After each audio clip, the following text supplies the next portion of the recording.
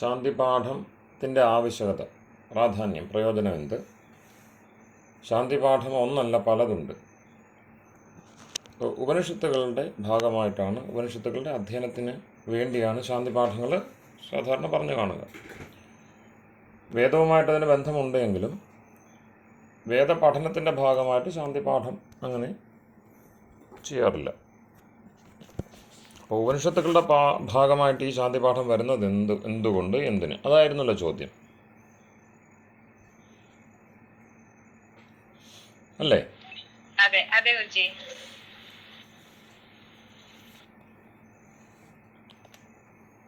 അപ്പോൾ ഗൗരവമുള്ള ശാസ്ത്ര പഠനത്തിന് ശാന്തി വേണം.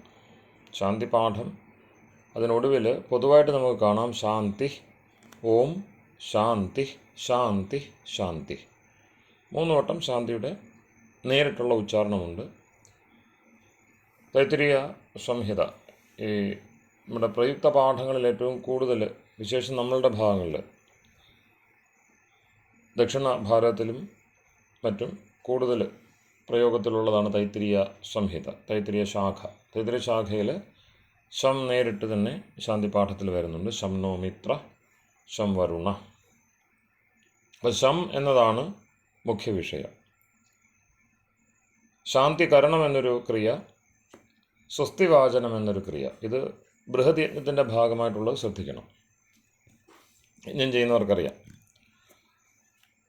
യജ്ഞകർമ്മങ്ങൾ ആരംഭിക്കുന്നതിന് മുമ്പ് ബൃഹത് യജ്ഞത്തിൽ വിശേഷിച്ചു വലിയ യജ്ഞങ്ങൾ, നിത്യയജ്ഞങ്ങളിൽ അങ്ങനെ ചെയ്യുക എളുപ്പമല്ല എന്നതുകൊണ്ട് പലപ്പോഴും അത് ഒഴിവാക്കുന്നുണ്ട്. എങ്കിലും യജ്ഞാംഗമായിട്ട് യജ്ഞം ആരംഭിക്കുന്നതിന് മുമ്പ് യജ്ഞമോ വൈ ശ്രേഷ്ഠതമം കർമ്മ, നമ്മൾ മനസ്സ് വെച്ച് ചെയ്യുന്ന, വാക്കുകൊണ്ട് ചെയ്യുന്ന, കൈകൾ കൊണ്ട് ചെയ്യുന്ന, അതാണല്ലോ കർമ്മം. നേരത്തെ നമ്മളുടെ ഈ പറഞ്ഞ മുഖ്യ വിഷയം അത് തന്നെയാണ്. 3 ശാസ്ത്രം എന്ത് എന്ന് പറയുന്നതിൻ്റെ ഭാഗമായിട്ട് ആദ്യം മനസ്സിലാക്കേണ്ടത് മനസ്സിൻ്റെ ശാസ്ത്രം, വാക്കിൻ്റെ ശാസ്ത്രം, പിന്നെ കരചരണങ്ങളുടെ, ശരീരത്തിൻ്റെ ശാസ്ത്രം. അങ്ങനെയാണല്ലോ നമ്മൾ പതഞ്ജലി തുടങ്ങിയുള്ള ഗുരുക്കന്മാരെ മുൻനിർത്തിക്കൊണ്ട് യോഗം, വ്യാകരണം, ആയുർവേദം, ഈ 3 വിഷയങ്ങളെയാണ് നമ്മൾ പ്രാഥമികമായിട്ട് വേദശാസ്ത്രത്തിൻ്റെ തുടക്കമെന്ന നിലയിൽ അവതരിപ്പിച്ചത്. അപ്പോൾ ഇവിടെയും അതിന് നേരിട്ട് തന്നെ ബന്ധമുണ്ട്. ചിലയിടത്ത് ആപ്യായന്തു മമാങ്കാനി, സാമ ഉപനിഷത്തുക്കളുടെ, വേദീയങ്ങളായ ഉപനിഷത്തുക്കളുടെ ഭാഗമായിട്ട് കാണാം. അപ്പോൾ അംഗങ്ങളെ നേരിട്ട് പറയുന്നു, എടുത്തു തന്നെ പറയുന്നു. വാങ് മേ മനസി പ്രതിഷ്ഠിത, മനോ മേ വാചി പ്രതിഷ്ഠിതം. വാക്ക്, മനസ്സ്, പ്രാണൻ, ഋഗ്വേദീയ ഉപനിഷത്തുക്കളുടെ ശാന്തിപാഠമാണ്. അപ്പോൾ നമുക്ക് 3 കർമ്മസാധനങ്ങളുണ്ട്.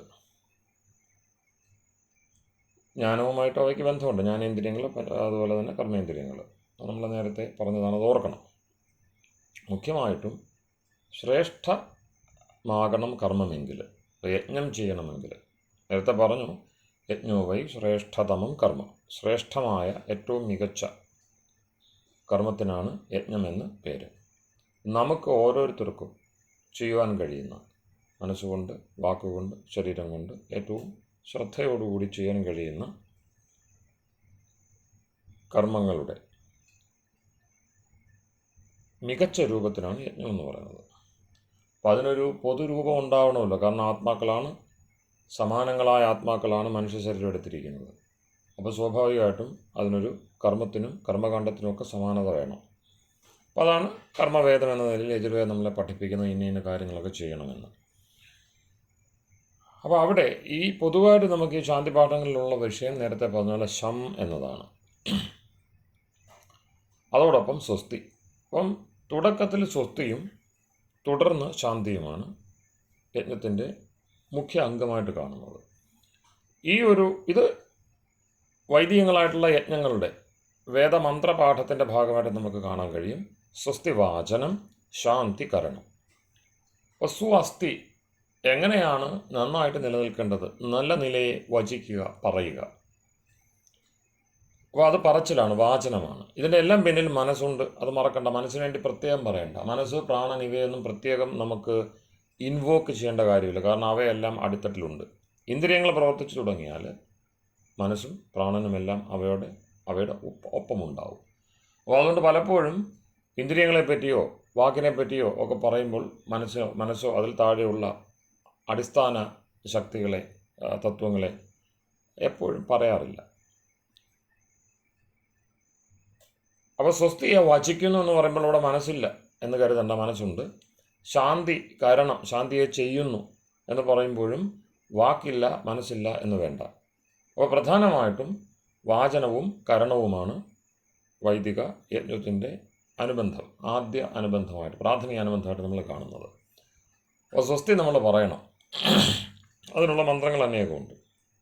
അതിൽ സ്വസ്തിന ഇന്ദ്രോ വൃദ്ധശ്രവ, സ്വസ്തിന പൂഷ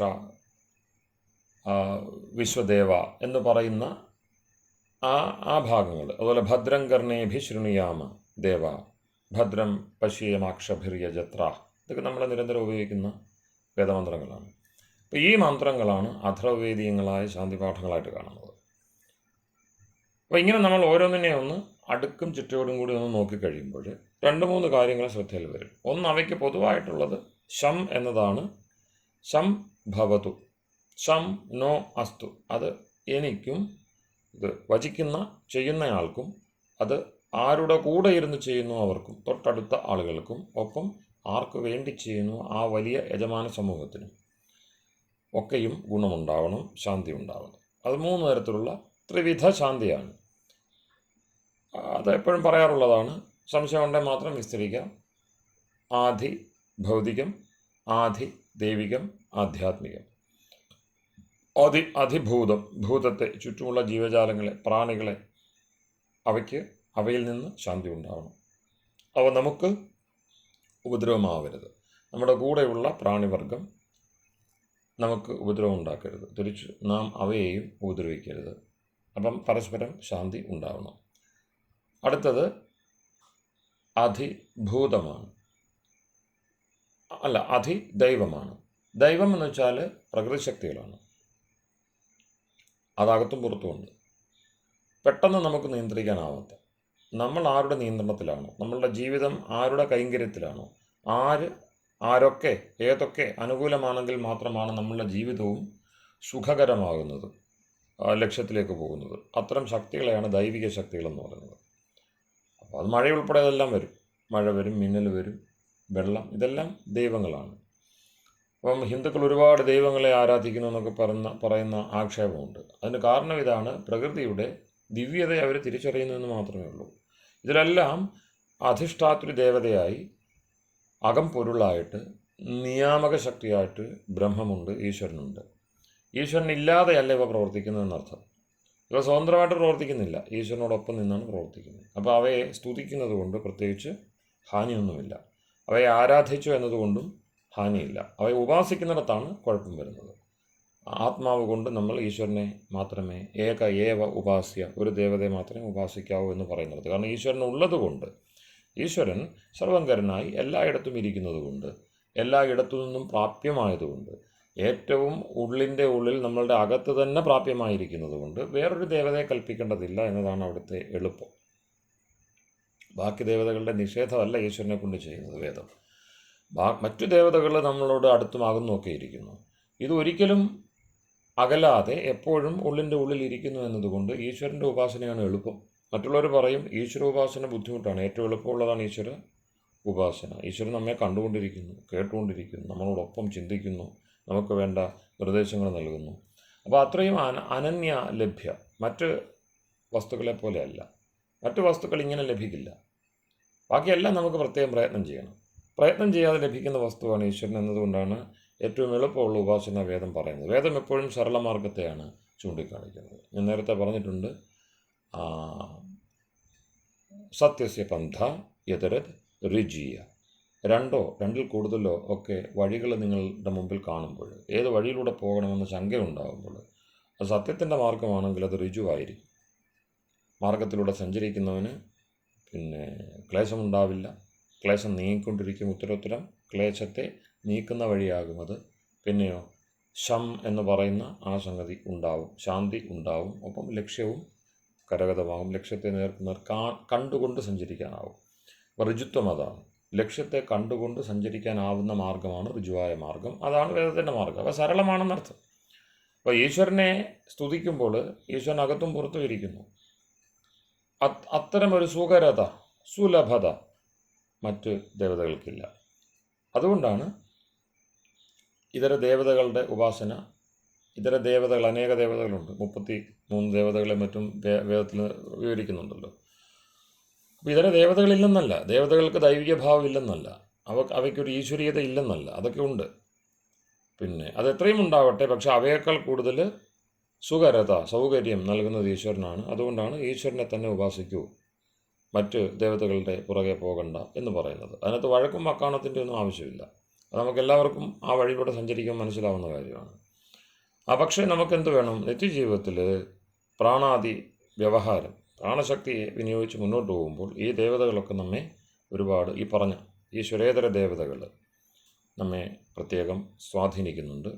അവയുടെ സ്വാധീനത്തിലാണെന്ന്, ശുദ്ധമായ ജലം കിട്ടിയില്ലെങ്കിൽ, ശുദ്ധമായ വായു കിട്ടിയില്ലെങ്കിൽ, ആകാശം, സുഖകരമായ സ്ഥാനം ലഭിച്ചില്ല എങ്കിൽ നമുക്കൊരു കർമ്മവും, ശ്രേഷ്ഠതമ കർമ്മമെന്നല്ല, ശ്വാസകർമ്മം പോലും ചെയ്യാൻ കഴിയില്ല. അല്ലേ? യജ്ഞം വരെ പോകേണ്ട സാധാരണ കർമ്മം പോലും ചെയ്യാൻ കഴിയില്ല. അപ്പോൾ അതുകൊണ്ട് അവ എന്താണ്? ദൈവങ്ങളെന്ന് പറയും. അവയ്ക്ക് ദിവ്യതയുണ്ട്. നമുക്കൊരുപാട് കാര്യങ്ങൾ അവ നൽകുന്നുണ്ട്. നമുക്ക് നമ്മുടെ ജീവിതത്തിന് ഒരുപാട് തിളക്കമുണ്ടാക്കുന്നുണ്ട്. അവയുടെ സഹായമില്ലാതെ നമുക്ക് സത്യം പറഞ്ഞാൽ ഒരടി പോലും മുന്നോട്ട് നീങ്ങാനാവില്ല. അപ്പോൾ അങ്ങനെ അതിദൈവ ശക്തികളുണ്ട്. അവ ശാന്തമാകണം, അവ അനുകൂലമാകണം. പിന്നെ ഉള്ളത് അവനവൻ തന്നെയാണ് ആത്മ, താൻ തന്നെ അധികരണമായി ഉണ്ടാവുന്ന ക്ലേശങ്ങൾ, ദുഃഖങ്ങൾ. അപ്പോൾ അത് ശരീരവും ആത്മാവാണ്. കാരണം ആത്മശബ്ദം, താൻ തൻ്റേത് എന്ന് പറയാൻ കഴിയുന്നത് എന്തും ശരീരം തൊട്ടല്ല. അപ്പോൾ ശരീരം, നേരത്തെ പറഞ്ഞ മനസ്സ്, വാക്ക്, ശരീരമാകുന്ന സാധനങ്ങൾ, ഇന്ദ്രിയാദികൾ എല്ലാം, അപ്പോൾ ഇവയെല്ലാം ആത്മയോഗ്യമായി ഇരിക്കണം, ആത്മാവിലിരിക്കണം, ആത്മാവിന് വേണ്ടിയിരിക്കണം അധ്യാത്മം. അപ്പോൾ എല്ലാ വസ്തുക്കളും ആത്മാവിന് ഉതകണം എന്ന ചിന്തയാണ് ആധ്യാത്മിക ചിന്ത എന്ന് പറയുന്നത്. മറ്റൊന്നുമില്ല.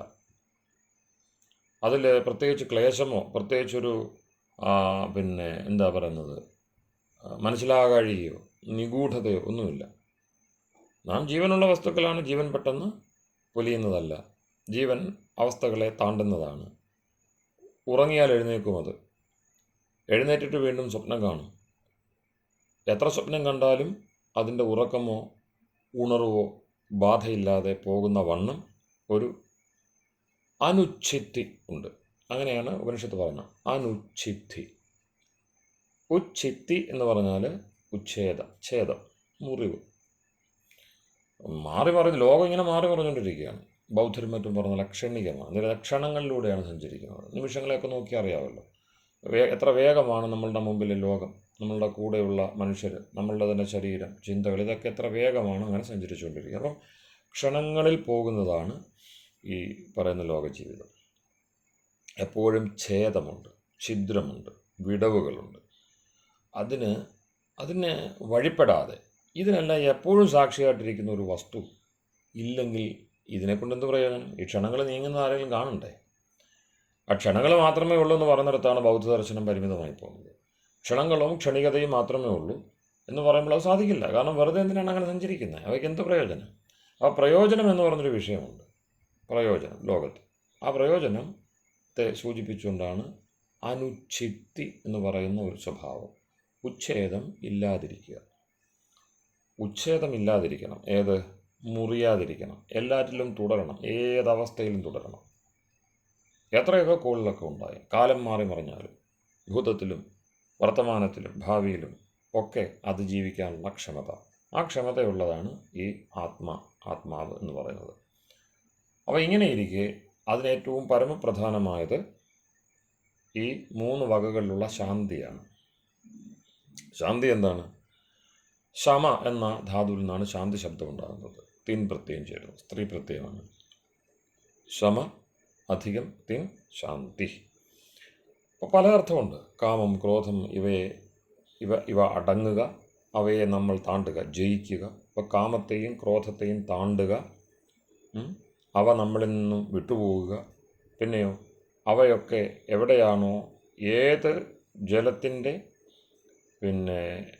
അലയടിയായിട്ടാണോ നമുക്ക് ഇതൊക്കെ അനുഭവിക്കാൻ കഴിയുന്നത്. ഈ ക്ഷണമുണ്ടല്ലോ, മാറി മാറി മറിഞ്ഞു പോകുന്ന അലയടി, തിരയടി എന്നൊക്കെ പറയാൻ കഴിയുന്ന, അതിനാണ് ചിത്തമെന്ന് പറയുന്നത്. ഈ ചിത്തം ശാന്തമാകുക മനസ്സിൻ്റെ തന്നെ ഒരു ഭാഗമാണ്. നമ്മൾ ഇതുവരെ ജീവിച്ചു വന്ന അനുഭവങ്ങളൊക്കെ അങ്ങനെ അടിഞ്ഞുകൂടിയിരിക്കുന്ന സ്ഥാനമാണ് ചിത്തം എന്ന് പറയുന്നത്.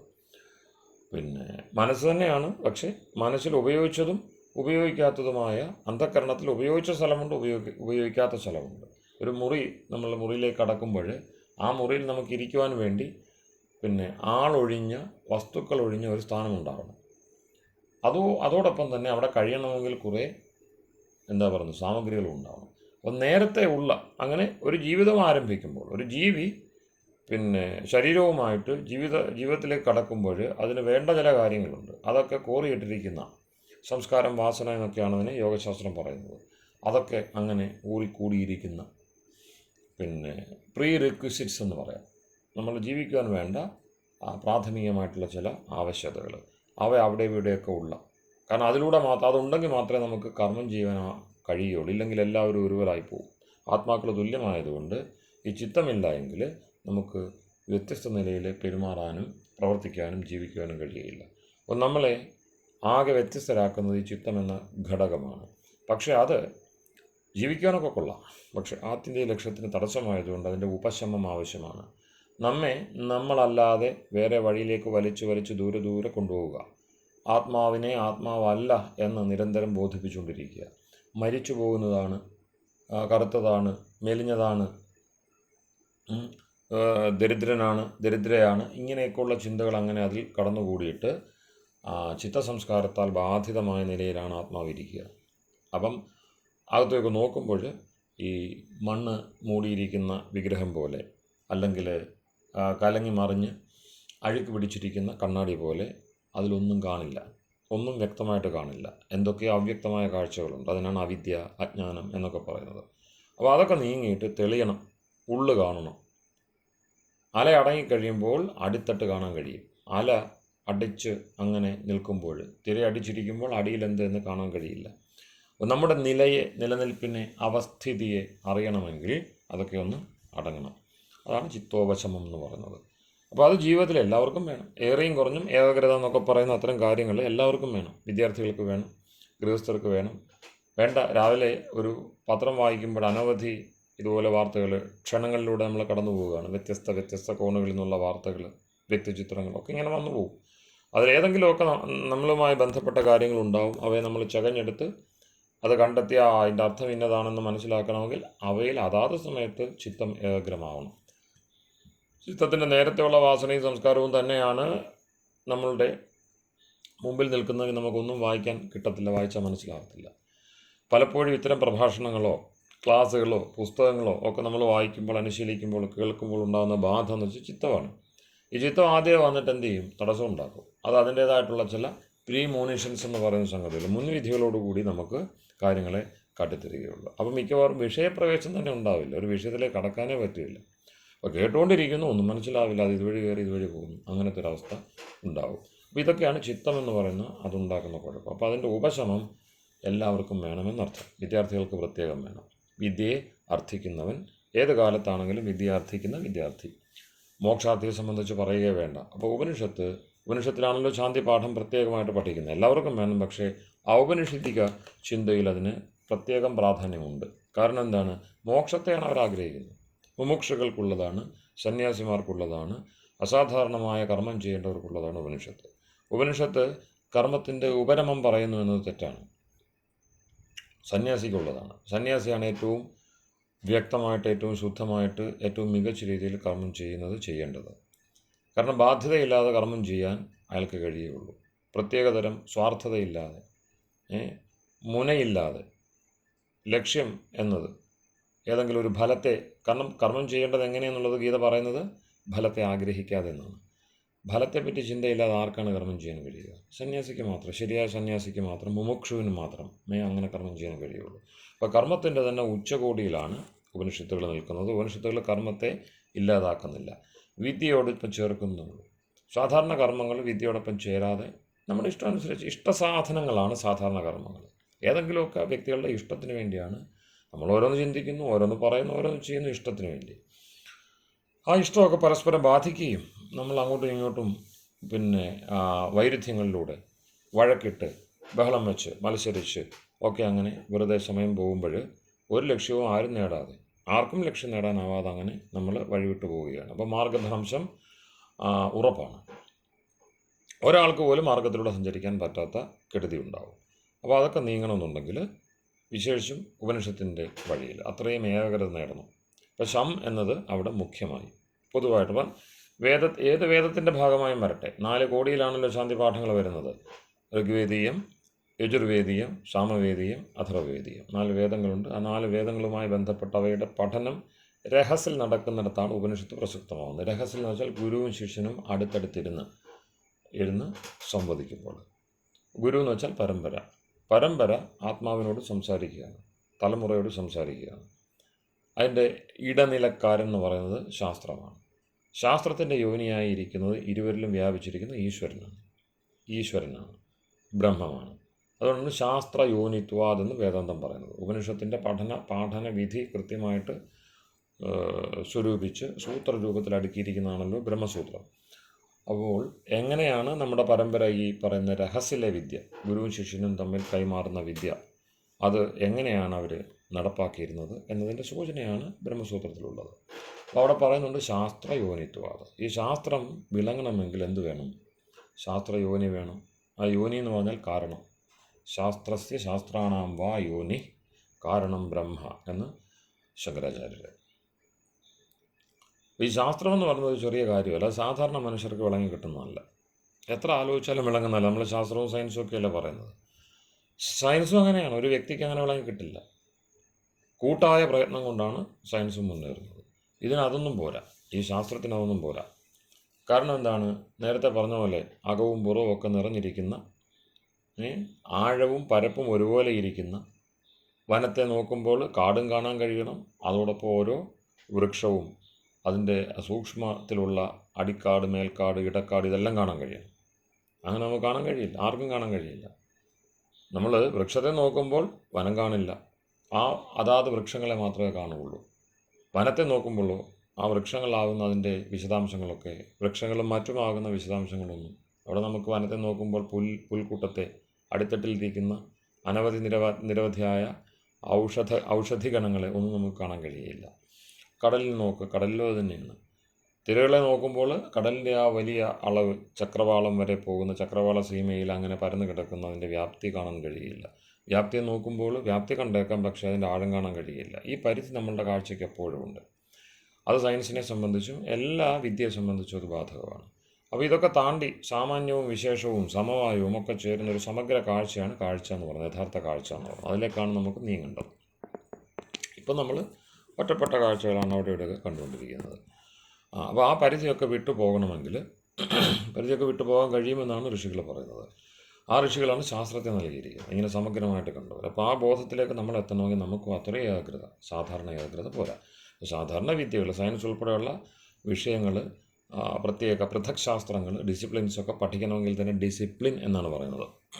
ഡിസിപ്ലിൻ എന്തുവാ? ഈ ആധുനിക സയൻസിനും ഡിസിപ്ലിൻ എന്നാണ് പറയുന്നത്. അച്ചടക്കത്തോടു കൂടി ഇരുന്നേ അത് ഗ്രഹിക്കാനാവുകയുള്ളൂ. ഓരോന്നും അതതിൻ്റേതായിട്ടുള്ള ഒരു അച്ചടക്കം അത് ആവശ്യപ്പെടുന്നുണ്ട്. അത് ഇത്ര നാളെടുക്കണം. അപ്പോൾ കാലത്തിൻ്റെ വിനിയോഗം വേണം.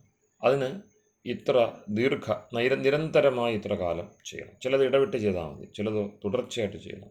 അപ്പോൾ ഇങ്ങനെ സ്ഥലം, കാലം, വ്യക്തി, അതിന് ചിലപ്പോൾ ഒരു വ്യക്തിയെ ആശ്രയിച്ചാൽ മതി. ഒരു വ്യക്തിയെ ആശ്രയിച്ചാൽ ആ വിദ്യ കിട്ടിയെന്ന് വരാം. ചിലപ്പോൾ ഒരു വലിയ കൂട്ടം വൈജ്ഞാനികരെ പിൻപറ്റിയാൽ മാത്രമേ, അവരുടെ കൂടെ നടന്നാൽ മാത്രമേ കിട്ടുള്ളൂ. ഏതെങ്കിലും ക്ലാസ്സിലിരുന്ന് പഠിക്കാവുന്ന വിദ്യകളുണ്ട്, മറിച്ച് കൂടെ നടന്ന് പ്രവർത്തിച്ച് കണ്ടറിഞ്ഞ് ഒക്കെ ചെയ്ത് നേടേണ്ടതുണ്ട്.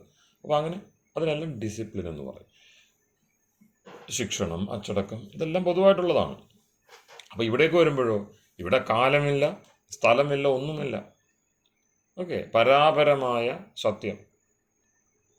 പിന്നെ സിദ്ധരുടെ വാക്കിൽ പറഞ്ഞാൽ വെട്ടവെളി, വെളിച്ചമല്ലാതെ ഒന്നുമില്ല. ഇരുട്ടിനെ പറ്റിയോ ഒന്നും പരിതപിക്കാനില്ല, ദുഃഖമില്ല, ദുഃഖമൊന്നും മിണ്ടാനേ കഴിയില്ല. അമ്മട്ടിലുള്ള വല്ലാത്ത ഒരു തുറവിയിലേക്കാണ് ഭയരഹിതമായ സ്ഥാനം. അഭയം ഹി വൈ ബ്രഹ്മ. അഭയം, ആദ്യം അവിടെ എന്ത് നേടണം? അഭയപ്രാപ്തി ഉണ്ടാവണം, ഭയരഹിതമായ നിലയുണ്ടാവണം. ഭയമുണ്ടെങ്കിൽ പോയി. ദ്വിതീയാത് വൈ ഭയം ഭവതി. രണ്ട് എന്ന ചിന്ത ഉള്ളിടത്തൊക്കെയും ഭയമുണ്ട്. അതുകൊണ്ടാണ് നമ്മൾ ദ്വൈതം അദ്വൈതം എന്ന ഒരു എന്താ പറയുന്നത്, ഒരു ആ അച്ചടക്കം ഡിസിപ്ലിനെ സംബന്ധിച്ചിട്ട് ഭേദം വെച്ചിരിക്കുന്നത്. ദ്വൈതത്തിൽ എന്തുണ്ട്? ഭയമുണ്ട്. ദ്വിതീയാത് വൈ ഭയം ഭവതി എന്ന് ഔപനിഷദീയമായ പ്രമാണമുണ്ട്. മഹാനായ ഋഷി യാജ്ഞവൽക്യൻ്റെ അരുൾമൊഴികളിൽ പ്രധാനപ്പെട്ടതാണ് ദ്വിതീയാത് വൈ ഭയം ഭവതി. രണ്ടാമതൊന്നിൽ നിന്നേ ഭയമുണ്ടാവുകയുള്ളൂ. അഭയമാണ് ബ്രഹ്മം. ബ്രഹ്മം അഭയമാണ്. അഭയം ബ്രഹ്മ, അഭയം ഹി വൈ ബ്രഹ്മ നിരന്തരമായിട്ട് പറയുകയാണ്. ഈ അഭയത്തെയാണ് വേദാന്തസ്വാമികളും മറ്റും വീണ്ടും വീണ്ടും പറഞ്ഞത്. എൻ്റെ ദർശനം, എൻ്റെ പരമ്പരയുടെ ദർശനം നിരന്തരമായിട്ട് ആത്മാക്കളെ, മനുഷ്യരെ, ജീവികളെ അഭീ അഭീ എന്ന് വിളിക്കുന്നു. ഭയരഹിതരേ, ഭയരഹിതരേ, ഭയമില്ലാത്തവരെ. അപ്പം ആ നിർഭയത എന്ന് പറയുന്നത് അത്യാവശ്യമാണ് എവിടെ? ഈ ശാസ്ത്രത്തിൻ്റെ ഉണർവിലേക്ക് എത്താൻ. അപ്പം അടിമ മനോഭാവം ഉൾപ്പെടെയുള്ള പരാശ്രയത്വമുള്ള, ആത്മാശ്രയത്വമില്ലാത്ത, നാം നമ്മെ ഉണർത്താത്ത വഴിയിലൊന്നും ഈ ശാസ്ത്രം വിളങ്ങില്ല. അതുകൊണ്ട് പറയും ഉപനിഷത്ത്, കഠോപനിഷത്ത് നിരന്തരം പറയും, ന ആത്മാ പ്രവചനേന ലഭ്യ. ഈ ആത്മതത്വമുണ്ടല്ലോ, അത് ഒരുപാട് പ്രവചിച്ചതുകൊണ്ട്, ഒരുപാട് സംസാരിച്ചതുകൊണ്ട് കിട്ടുന്നതല്ല. ന ബഹുധാ ശ്രുതേന, ഒരുപാട് കേട്ടതുകൊണ്ട് കിട്ടുന്നതല്ല. അപ്പോൾ എങ്ങനെയാണത് കിട്ടുന്നത് എന്നിങ്ങനെ അവിടെ നോക്കിയാൽ അറിയാം. അപ്പം വെറുതെ പറഞ്ഞുകൊണ്ടോ എവിടെയെങ്കിലുമൊക്കെ എഴുതി വെച്ചതുകൊണ്ടോ, ആ എഴുതി വെച്ചതൊക്കെ നിരന്തരമായിട്ട് വായിക്കുകയോ ഉരുവിടുകയോ ചെയ്തതുകൊണ്ടോ ഒന്നും കിട്ടുന്നതല്ല ആത്മതത്വം എന്ന് പറയുന്നത്. അപ്പം മറ്റ് വിഷയങ്ങളെ അപേക്ഷിച്ച് ചില ചിട്ടവട്ടങ്ങൾ അതിനുണ്ടാവണമെന്നർത്ഥം. അപ്പോൾ അവിടെ സാധന ചതുഷ്ടയം എന്ന് പറയും. 4 സാധനങ്ങളുണ്ട്. അതൊക്കെ എപ്പോഴെങ്കിലും നമുക്ക് വിശദീകരിക്കാം. അപ്പം സാധന ചതുഷ്ടയം, മുമുക്ഷുത്വം വരെ വരുന്ന സാധന ചതുഷ്ടയം 4 കാര്യങ്ങൾ പ്രധാനപ്പെട്ടതാണ്. അതിൽ ആദ്യത്തേതാണ് ശമാദി ഷഡ്കസമ്പത്തി. ശമം തുടങ്ങിയുള്ള 6 കാര്യങ്ങൾ.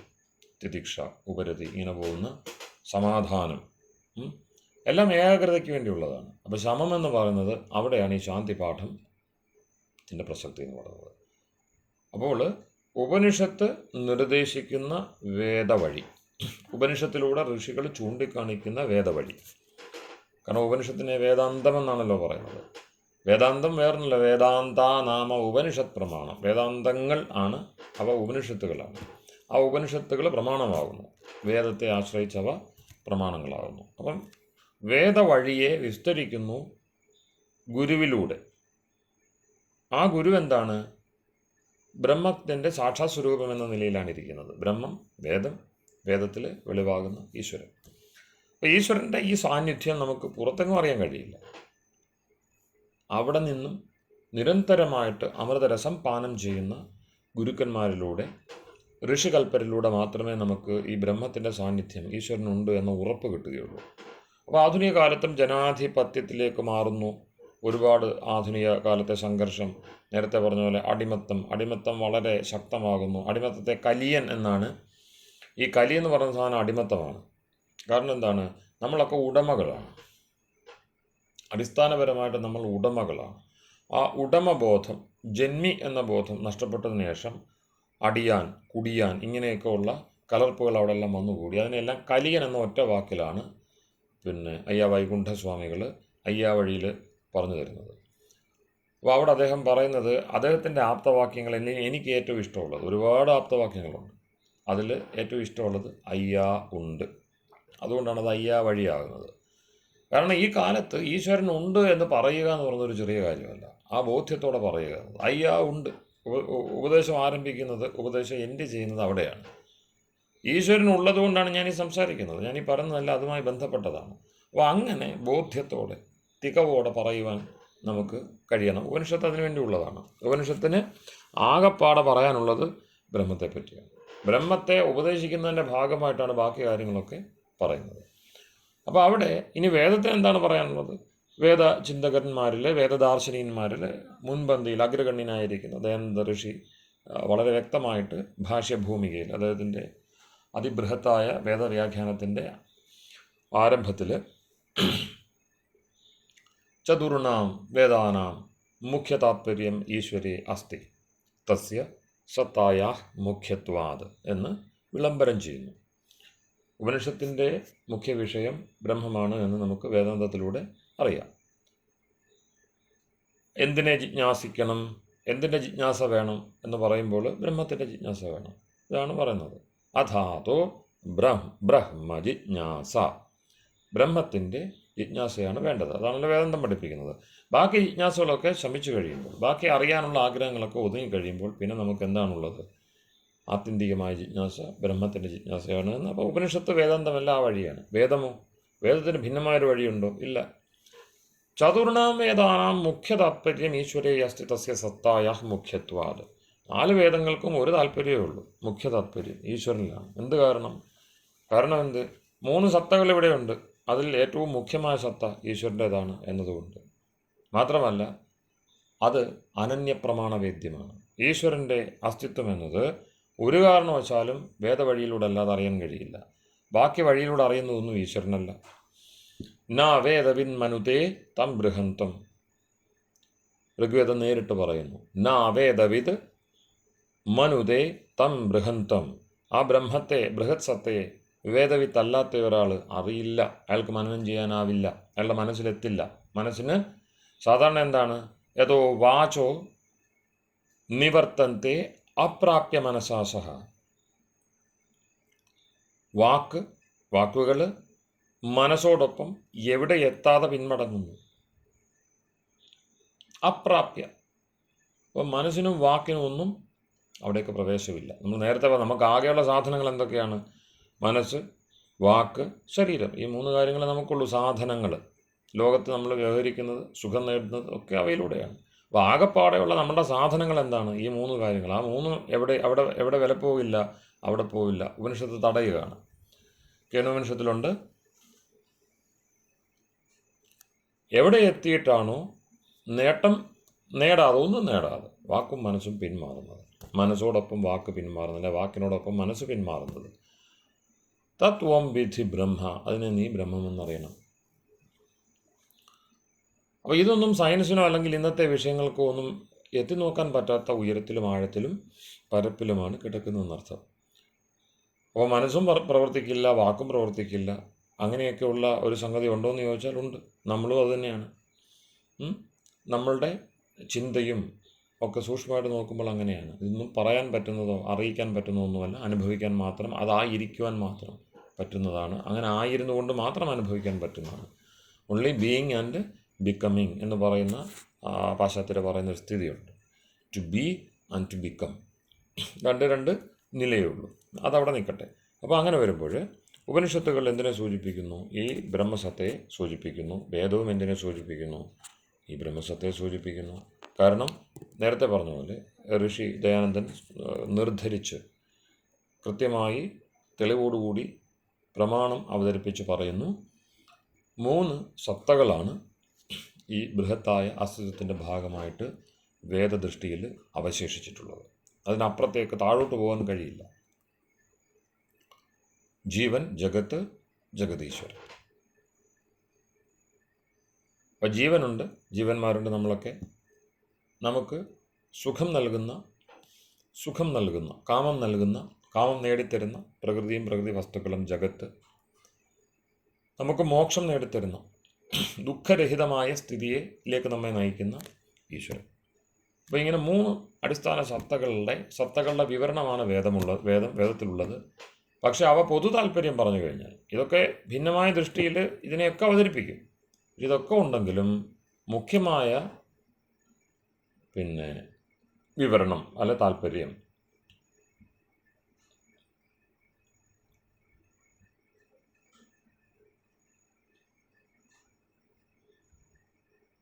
മുഖ്യമായ താല്പര്യത്തോടെ 4 വേദങ്ങളും അറിയിക്കുന്നത് പരമഗുരുവിനെയാണ്, ഈശ്വരനെയാണ്. അത് നമ്മൾ കഴിഞ്ഞ ഭാഗത്ത് ഗായത്രി എന്ന സവിതൃ ഗായത്രി, സവിതാവിനെ വിഷയമാക്കുന്ന സവിതൃ ദേവതാകമായ ഗായത്രി മന്ത്രം 4 വേദത്തിലുമുണ്ട് എന്ന് പറഞ്ഞ ആ ഒരു ഭാഗം ഓർത്തെടുക്കുക. ആ സവിതൃ ദേവതയാണ് ബ്രഹ്മം എന്ന് ഉപനിഷത്ത് നിർദ്ധരിക്കുന്നത്. എങ്ങനെ അറിയാം? വേദാന്ത ദർശനത്തിൽ പറയും, ജന്മാദ്യസ്യ യതഃ. ഏതു വസ്തുവിൽ നിന്നാണോ ഇക്കാണുന്ന ബ്രഹ്മാണ്ടത്തിൻ്റെ അണ്ടപിണ്ടാദികളുടെ ഒക്കെയും ശരീരത്തിൻ്റെയും മനസ്സിൻ്റെയും ഒക്കെയും ഉത്പത്തി, സ്ഥിതി, ലയം, ഈ 3 കാര്യങ്ങളും ഉണ്ടാകുന്നത്. ജന്മാദി അസ്യ ബ്രഹ്മാണ്ടസ്യ യതഃ നിമിത്ത കാരണാത്. ഏത് നിമിത്ത കാരണത്തിൽ നിന്നാണോ കാര്യങ്ങളൊക്കെ സംഭവിക്കുന്നത് അതിനെയാണ് ബ്രഹ്മമെന്ന് അറിയേണ്ടത്. അത് ജിജ്ഞാസ്യമാണ്. അതിനെ അറിയാതെ പോയിട്ട് കാര്യമില്ല എന്നല്ല. പൂർവ്വീർ പറയും, നിങ്ങൾക്ക് ദുഃഖമില്ലാതാകണമോ അതിനെ അറിഞ്ഞേ മതിയാവൂ. തമേവ വിദിത്വാതി മൃത്യുമേതി നാന്യഃ പന്ഥ വിദ്യതേ യനായ. പുരുഷസൂക്തം. നാന്യഃ പന്ഥ, വേറൊരു വഴിയുമില്ല. എന്തിന്? അയനത്തിന് വേണ്ടി. ആത്മാവാണ് സഞ്ചരിക്കുന്നത്, ശരീരമല്ല, വാക്കല്ല, മനസ്സല്ല, കയ്യും കാലുമല്ല. ആത്മാവാണ് സഞ്ചരിക്കുന്നത്. ബാക്കി എല്ലാ മാധ്യമങ്ങളും വെറും ബാഹ്യസാധനങ്ങളുമാണ്. അപ്പോൾ ആത്മാവിൻ്റെ സഞ്ചാരത്തിന് എന്ത് വേണം? അതിനാണ് അയനം എന്ന് പറയുന്നത്. നമ്മൾ നേരത്തെ ചർച്ച ചെയ്തിട്ടുള്ളതാണ് അയനം. ആ അയനത്തിന് മറ്റൊരു വഴിയുമില്ല. തമേവ വിദിത്വ, ആ ഒറ്റ വസ്തുവിനെ അറിഞ്ഞാൽ മാത്രമേ അതിമൃത്യുമേതി, മൃത്യുവിനെ, മൃത്യു പര്യന്തമുള്ള അല്ലെങ്കിൽ മൃത്യുവിൽ തുടങ്ങുന്ന ദുഃഖങ്ങളെ താണ്ടുവാൻ, ദുഃഖസാഗരത്തെ താണ്ടുവാൻ ഈശ്വരനെ ആശ്രയിക്കല്ലാതെ വേറൊരു വഴിയില്ല. ഉപനിഷത്ത് വളരെ വ്യക്തമായിട്ട് പറയും, ബാക്കിയെല്ലാം അദൃഢങ്ങളായ പ്ലവങ്ങളാണ്. ഈ ദുഃഖസാഗരത്തെ താണ്ടുവാൻ വേണ്ടി അതാ വരൂ, ഇതാണ് മാർഗം, ഇതുവഴി വരൂ, നിങ്ങൾക്ക് രക്ഷ എന്ന് പറഞ്ഞ് എല്ലാ സമ്പ്രദായങ്ങളിലും എല്ലാ നാടുകളിലും പല പല മാർഗഭേദങ്ങളെ, അല്ലെങ്കിൽ എന്താണ് പറഞ്ഞത്, സാധനങ്ങളെ, ചങ്ങാടം, കപ്പൽ, ഇതാണ് ഏറ്റവും ബലമുള്ളത്, ബോട്ട് ഒക്കെ കാണിച്ചു എന്ന് വരാം പല പല ലേബലുകളിൽ. പക്ഷെ അതൊക്കെ അദൃഢാ പ്ലവാ എന്ന് പറയും ഉപനിഷത്ത്, മുണ്ടകോപനിഷത്തിൽ പറയും. ദൃഢതയില്ല. അല്പം മുന്നേറി കഴിയുമ്പോൾ വെള്ളം കയറും, നമ്മെ മുക്കിക്കളയും, യാത്ര പൂർത്തിയാവില്ല. അപ്പോൾ ഏത് തോണിയിലേറിയാലാണോ സ്വച്ഛമായി ഈ ജലപാതയിലൂടെയുള്ള ദുഃഖസാഗരമാവട്ടെ അതിലൂടെയുള്ള സഞ്ചാരം സുസാധ്യമാകുന്നത്, ലക്ഷ്യത്തിലേക്ക് നമ്മെ എത്തിക്കുന്നത്, അതിൻ്റെ പേരാണ് വേദം. ആ വേദത്തിൻ്റെ പൊരുൾ അറിയിക്കുന്നതാണ് ഉപനിഷത്തുകൾ. അപ്പോൾ നേരത്തെ പറഞ്ഞു, അസാധാരണമായ വിഷയങ്ങൾ അതിലുണ്ട്. അസാധാരണമായ വിഷയത്തിന് നന്നായ അച്ചടക്കം ആവശ്യമാണ് അതിൻ്റെ പ്രാപ്തിക്ക് വേണ്ടി. അപ്പോൾ സാധാരണ ലോകത്തുള്ള ഏത് വിഷയത്തെ ഗ്രഹിക്കണമെങ്കിലും ഡിസിപ്ലിൻഡ് ആവണം, അച്ചടക്കം വേണം. അലൗകികമായ ഈ വിഷയത്തെ, ലോകസാധാരണമല്ലാത്ത ഈ വിഷയത്തെ ഗ്രഹിക്കണമെങ്കിലോ അനിതര സാധാരണമായ അന്യാദൃശ്യമായ മറ്റെങ്ങും ഇല്ലാത്ത അച്ചടക്കം ആവശ്യമാണ്. അതിനെയാണ് ശം എന്ന് പറയുന്നത്. ശമാദി ഷഡ്ക സമ്പത്തി. അപ്പം 4 കാര്യങ്ങളാണ് വേദാന്തത്തിൽ മുഖ്യ സാധന ചതുഷ്ടയമായിട്ട് പറയുന്നത്. ആ സാധന ചതുഷ്ടയത്തിലെ ആദ്യത്തേതാണ് ശമം തുടങ്ങിയുള്ള 6 കാര്യങ്ങൾ. ശമാദി, ശമ്മിലാണ് തുടങ്ങുന്നത്. അപ്പോൾ അതില്ലെങ്കിൽ വേറൊന്നുമില്ലെന്നർത്ഥം. മുന്നോട്ട് നീങ്ങാൻ ഈ വിദ്യയുമായി, ശാസ്ത്രവുമായി മുന്നോട്ട് പോകാനാവില്ല. വേദശാസ്ത്രം നേടണമെങ്കിൽ ശമത്തിൽ ആരംഭിക്കണം നമ്മുടെ പ്രവൃത്തികൾ. അപ്പോൾ അതെന്താണ്? നേരത്തെ പറഞ്ഞു, ചിത്ത ഉപശമമാണ്. പിന്നെയോ സാധാരണ പറയും വിഷയേഭ്യോ മനസ്സോ നിവാരണേ, വിഷയങ്ങളിൽ നിന്നും മനസ്സിനെ നീക്കി നിർത്തുന്നു, അതിന് ശമമെന്ന് പറയും. ശമിയാണ്, യമിയാണ്, സംയമിയാണ് എന്നൊക്കെ പറയുമ്പോൾ സാധാരണ മനുഷ്യർ സഞ്ചരിക്കുന്ന വിഷയങ്ങളിലൊന്നും അയാൾക്ക് താല്പര്യമില്ല, അവൾക്ക് താല്പര്യമില്ല എന്ന് വരുമ്പോൾ ആണ് ആ പേര് വരുന്നത്, യമി, സംയമി. അപ്പോൾ ഇവിടെ അതല്ല, ഇവിടെ വിഷയങ്ങളുണ്ട്. കാരണം എന്താണ്? ഏറ്റവും വലിയ വിഷയമാണ് മുഖ്യ താല്പര്യമായിരിക്കുന്ന ഈശ്വരൻ. വേദം തൊട്ടുള്ള നമ്മളുടെ പരമ്പര മുഖ്യമായി അറിയിക്കുന്നത് ഈശ്വരനെയാണ്. ഈശ്വരൻ നമ്മളുടെ ആത്മാവിന് വിഷയമാണ്, അന്ധഃകരണത്തിന് വിഷയമാണ്. ഉപനിഷത്ത് പ്രത്യേകം എടുത്ത് പറയും, അത് അവിടെയും ഇവിടെയും നടന്നാൽ കിട്ടുന്നതല്ല. പിന്നെ എങ്ങനെ കിട്ടും? ആത്മാവിനെ നേരത്തെ പറഞ്ഞല്ലോ, ഒരുപാട് കേട്ടതുകൊണ്ട്, ഒരുപാട് പറഞ്ഞതുകൊണ്ട് ഒന്നും കിട്ടില്ല. പിന്നെ എങ്ങനെ കിട്ടും? ത്വഗ്രേയ ബുദ്ധ്യ സൂക്ഷ്മദർശിഭി. നന്നായിട്ട് മൂർച്ച കൂട്ടിയ ബുദ്ധി കൊണ്ട് സൂക്ഷ്മദർശികൾ കണ്ടെത്തുന്നതിൻ്റെ പേരാണ് ഈശ്വരൻ. അപ്പോൾ ബുദ്ധിഗമ്യമാണെന്നർത്ഥം. അതിനാണ് ബുദ്ധിയോഗം എന്ന് ഗീത പറയുന്നത്. സ്ഥിതപ്രജ്ഞത എന്നും മറ്റും പറയുന്നത് അത് നേടുവാനുള്ള, ബ്രഹ്മത്തെ നേടുവാനുള്ള ഉപായമായിട്ട്, അല്ലെങ്കിൽ ബ്രഹ്മജ്ഞനെ സ്ഥിതപ്രജ്ഞൻ എന്നാണ് ഗീത വിളിക്കുന്നത്. പ്രജ്ഞയിൽ സ്ഥിരത ഉണ്ടാവണം. അപ്പോൾ അത് ശമത്തിലാണ് ആരംഭിക്കുന്നത്. അപ്പോൾ അതെന്ത് സംഗതി? എല്ലാ വിഷയത്തിൽ നിന്നും മാറുക എന്ന അർത്ഥമല്ല. ക്ഷണികങ്ങളായ വിഷയങ്ങളിൽ നിന്ന് നീങ്ങുക, കർമ്മത്തിൻ്റെ ഫലത്തെ സംബന്ധിച്ചുള്ള ചിന്തയിൽ നിന്ന് നീങ്ങുക. എന്തൊക്കെയാണോ ബ്രഹ്മപ്രാപ്തിക്ക് കൂടുതൽ ആഴത്തിലുള്ള നിലയ്ക്ക് തടസ്സമായിരിക്കുന്നത്, അത് പ്രാതിഭാസികമായിട്ട് ഫിനോമിനലായിട്ടുള്ള ഒരുപാട് കാര്യങ്ങളുണ്ട്. ഇങ്ങനെ ഒഴുകി പരന്ന് നടക്കുന്ന കാര്യങ്ങൾ, നമ്മളുടെ തെറ്റിദ്ധാരണകൾ, മണ്ടത്തരങ്ങൾ, മറ്റാളുകളുടെ നിർബന്ധങ്ങൾ, ഇങ്ങനെയുള്ള ഒരുപാട് കാര്യങ്ങളുണ്ട് ജീവിതത്തെ കുരുക്കിലാക്കുന്ന. അത് ഒരു വഴിക്ക് ഈ ജഗത്ത് മൊത്തവും കുരുക്കാണ് എന്ന് പറയുന്ന ചിന്തയുമുണ്ട് വേദാന്തത്തിൽ. മായ, വ്യവഹാരമേ മായയാണ്, ഇതെല്ലാം വെറും മായക്കാഴ്ചകളാണ് എന്ന് പറയുന്ന അത്രയും പോലും സാധുവൻ നീങ്ങണമെന്ന് പറയുന്നത് ഇല്ലെന്നല്ല. അവർക്ക് അറിയാൻ വയ്യാത്തതല്ല, ജഗത്ത് ഉണ്ട്, ജഗത്തില്ലാത്തതൊന്നുമല്ല. പക്ഷെ എന്താണ്? അത് കുരുക്കാണ്. ആയേക്കാം ഈശ്വരനെ നേടുന്നത്. അതുകൊണ്ടാണ് അതിന് പലപ്പോഴും അതിനൊരു മായാത്വമൊക്കെ കൽപ്പിക്കുന്നത്. പിന്നെ അവിടെ നിൽക്കട്ടെ. അപ്പോൾ അത്രയും സംഗതികൾ എന്തുണ്ട് ഇതിൽ? ഈ പിന്നെ ഒഴിവാക്കേണ്ടവയായിട്ടുണ്ട്. അപ്പോൾ ഈ ഒഴിവാക്കേണ്ട വിഷയങ്ങളിൽ നിന്നും മനസ്സിനെ നീക്കുന്നത് ശമമാണ്. അതാദ്യം സാധിച്ചു കഴിഞ്ഞാൽ സ്വാഭാവികമായിട്ട് എന്താണോ അവിടെ മിച്ചമാകുന്നത്, ശേഷിക്കുന്നത്, അത് ബ്രഹ്മം.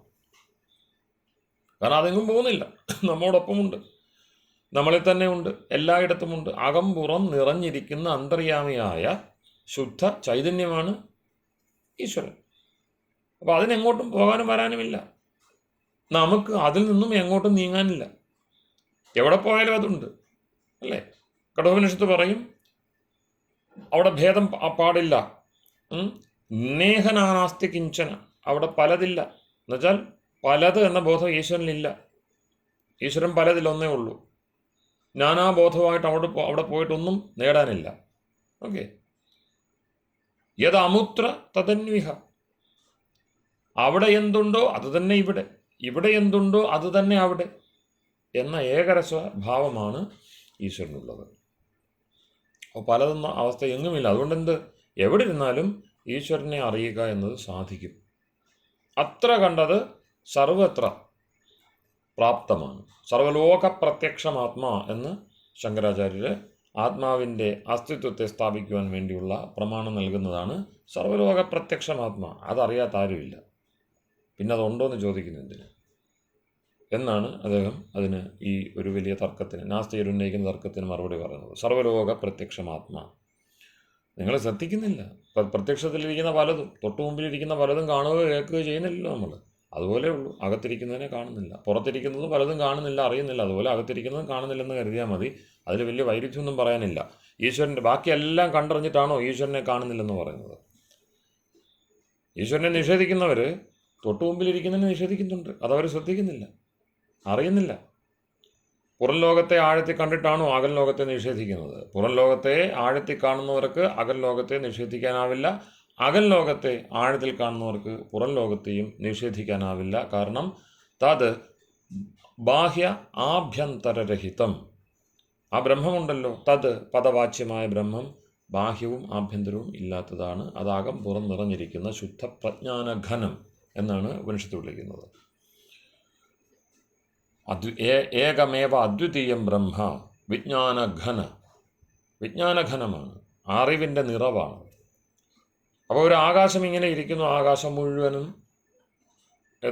ശൂന്യമായ സ്ഥാനം, ഒന്നുമില്ല, അതിൽ ഒന്നും നമുക്ക് അടയാളപ്പെടുത്താനില്ല, രൂപമില്ല, ഒന്നുമില്ല. പക്ഷെ നിറഞ്ഞ അറിവ്, അതെല്ലാറ്റിനെയും അറിയുന്നു, എല്ലാറ്റിനെയും ഉൾക്കൊള്ളുന്നു. ചിദാകാശം, ചിദംബരം എന്നൊക്കെ പൗരാണികർ പറയും. ചിദാകാശം, ആകാശത്തിന് ബോധം വന്നാൽ എങ്ങനെ? അതുപോലെ. അപ്പോൾ അതിലേക്കൊക്കെ എത്തണമെങ്കിൽ മനസ്സിനെ എന്ത് ചെയ്യണം? സാധാരണ വിഷയങ്ങളിൽ നിന്ന് അകറ്റണം. രൂപമുള്ള വസ്തുക്കളോട് ഈശ്വരനെ അറിയാൻ കഴിയില്ല. അതുകൊണ്ടാണ് വിഗ്രഹാരാധനയെ, വിഗ്രഹാദി പഞ്ചകം വേണ്ട എന്ന് മീമാംസകർ തീരുമാനിക്കുന്നത്. ഇത് മീമാംസകരുടെ തീരുമാനമാണ്, ദയാനന്ദ സരസ്വതിയുടെയോ ആര്യസമാജത്തിൻ്റെയോ തീരുമാനമല്ല. അവരതിനെ ആവർത്തിക്കുന്നു എന്ന് മാത്രമേ ഉള്ളൂ. മീമാംസകർ, ശ്രീ ശങ്കരൻ ഉൾപ്പെടെയുള്ള മീമാംസകരെല്ലാം വിഗ്രഹാദി പഞ്ചകത്തെ നിഷേധിച്ചവരാണ്. അതേ ആദിശങ്കരനെ കൊണ്ട് ലോകത്തെ വിഗ്രഹപ്രതിഷ്ഠയെല്ലാം നമ്മളുടെ ഐതിഹ്യ കഥാകാരന്മാർ ചെയ്യിപ്പിച്ചു വെച്ചു. അദ്ദേഹം ചെയ്തിട്ടില്ല. കാരണം വിഗ്രഹാദി പഞ്ചകം വേണമോ വേണ്ടയോ, ദേവതകൾ വന്ന് നമ്മളെ ഏതെങ്കിലുമൊക്കെ രൂപത്തിൽ അനുഗ്രഹിക്കുകയും നമ്മൾ നൽകുന്ന സ്തുതികളൊക്കെ കേട്ടിട്ട് ഒരു വിഗ്രഹത്തിൻ്റെ മുമ്പിലിരുന്ന്, ഒരു മൂർത്തിയുടെ മുമ്പിലിരുന്ന് നമ്മൾ ഇതേപോലെ വേദമന്ത്രം ഉൾപ്പെടെയുള്ള നമുക്കറിയാവുന്ന സ്തുതികളൊക്കെ ഭജനയും മറ്റും ചെയ്യുന്നു. അതുമാത്രമല്ല, അവയ്ക്ക് എന്ത് ചെയ്യുന്നു? നമ്മൾ അർച്ചന ചെയ്യുന്നു, പൂജ ചെയ്യുന്നു. അവയ്ക്ക് ഭക്ഷണാദികൾ നമ്മൾ മോഹനഭോഗം നൽകുന്നു. അപ്പോൾ ഇതൊക്കെ നമുക്ക് നൽകുന്നത്, നമുക്ക് നൽകാനാവുക, അതൊക്കെ അവയ്ക്ക് സ്വീകരിക്കാനാവുക, സ്വീകരിച്ച് അവയ്ക്ക് തൃപ്തി ഉണ്ടാവുക, തൃപ്തി ഉണ്ടായതിനു ശേഷം അവ അനുഗ്രഹിക്കുക. ഈ 5 കാര്യങ്ങൾക്കാണ് വിഗ്രഹാദി പഞ്ചകം എന്ന് പറയുന്നത്. ഇതിനെ ശുദ്ധ വൈദിക മീമാംസാശാസ്ത്രം നിഷേധിക്കുകയാണ്. അത് വേറൊരു വഴി. അപ്പം വിഗ്രഹാദികളാവുന്ന, അതായത് സാധാരണ ലോകം തന്നെ ബാധയെന്ന് പറയുന്നു. ഓക്കെ, ലോകത്തിൽ തന്നെ നമുക്ക് ആഴത്തിലേക്ക് പോകുന്നതിൽ നിന്ന് തടയുന്നു. കാരണം പുറത്തേക്കാണ് ഇന്ദ്രിയങ്ങളെ നമ്മൾ എന്ത് ചെയ്യും? ലോകം പുറത്തേക്കാണ്. അതിനെ നോക്കൂ നോക്കൂ നോക്കൂ, അങ്ങനെ ഹഠാത് ആകർഷിക്കുന്നു. ഹിരൺമയേന പാത്രേണ സത്യസ്യാഭിഹിതം മുഖം. സത്യമുണ്ടില്ലാത്തതല്ല, പക്ഷെ അത് മറഞ്ഞിരിക്കുന്നു. നല്ല സുവർണ്ണ മൂടിയാണ്, ക്ലാവ് പിടിക്കാത്ത, തുരുമ്പെടുക്കാത്ത ഒരു ലോഹമാണ് അത്, ആ പാത്രം. ആ മൂടി ഉള്ളിലാണ് ഇരിക്കുന്നത്. അപ്പം നമ്മുടെ കാഴ്ച ഒരിക്കലും എന്തില്ല, അതിൽ നിന്ന് നീങ്ങില്ല, ഹഠാത് ആകർഷിച്ച് അങ്ങനെ നിൽക്കുകയാണ്. അപ്പോൾ അതിനകത്തെന്തുണ്ടോ അതിനെ കാണുക എന്നൊക്കെ പറഞ്ഞാൽ എളുപ്പമല്ല.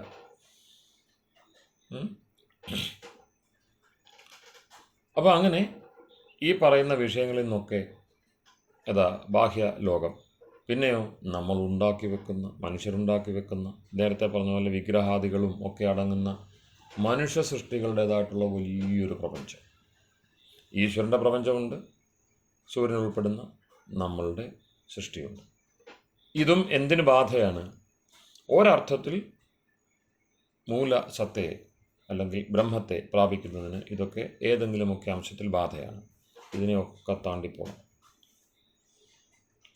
അപ്പോൾ അതുകൊണ്ട് പറയും, സമസ്താവത് ശ്രവണാദി വ്യതിരിക്ത വിഷയേഭ്യോ മനസ്സോ നിഗ്രഹ.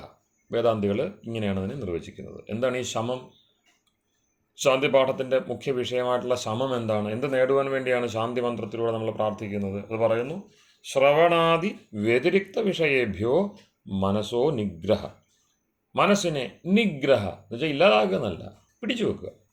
മനസ്സ് ഒരു വസ്തുവാണ്. സാങ്കേതികദർശനം അനുസരിച്ച് ഒരു ജഡവസ്തുവാണ്. ജഡവസ്തുവിൻ്റെ പ്രത്യേകത എന്താണ്?